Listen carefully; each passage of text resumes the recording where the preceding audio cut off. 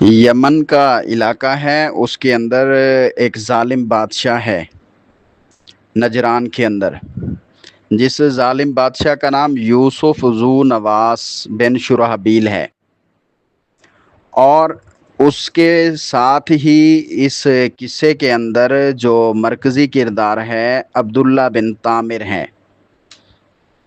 تو یوسف ذو نواس اور عبداللہ بن طامر، ان دونوں کا مرکزی کردار جو ہے، اس پر ہم اب بات کریں گے۔ پچھلی امتوں کے اس واقعے کو امت مسلمہ کے لیے استقامت اور صبر کی ایک عظیم مثال کے طور پر بیان کیا گیا ہے۔ بہت بڑی عظیم مثال ہے جس میں استقامت بھی ہے اور صبر بھی ہے، اور مسلمانوں کو اسی چیز کا حکم دیا گیا ہے۔ تو بہرحال ذو نواس جو ہے یہ یہودی، یہ اپنی یہودیت کا پرچار کرتا تھا، جبکہ حضرت عیسیٰ علیہ السلام کے بعد، ان کو نبوت کے مل جانے کے بعد، یہودیت جو ہے وہ موقوف ہو گئی، اب عیسائیت جو ہے وہ دین حق تھا۔ اور یہ واقعہ جو بیان کیا جا رہا ہے پیارے پیغمبر کی پیدائش سے 70 سال پہلے کا ہے، یعنی 470 عیسوی کے قریب کا یہ واقعہ ہے۔ مسلم شریف کے اندر پیارے پیغمبر صلی اللہ علیہ وسلم کی حدیث مبارکہ موجود ہے۔ اس کو واقعہ اصحاب الاخدود کہا جاتا ہے، خندقوں والے۔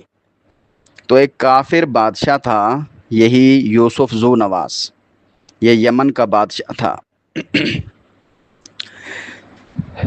اور نبی کریم صلی اللہ علیہ وسلم کی پیدائش سے، ولادت بسعادت سے 70 سال پہلے کی بات کی جا رہی ہے۔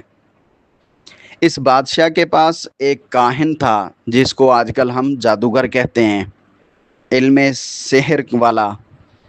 تو کاہن اس کو کہتے ہیں نا جو شیاطین کے ذریعے اور اسی طرح نجوم، ستاروں کے آثار کے ذریعے مستقبل کی کچھ غیبی خبریں معلوم کر کے لوگوں کو بتا دے۔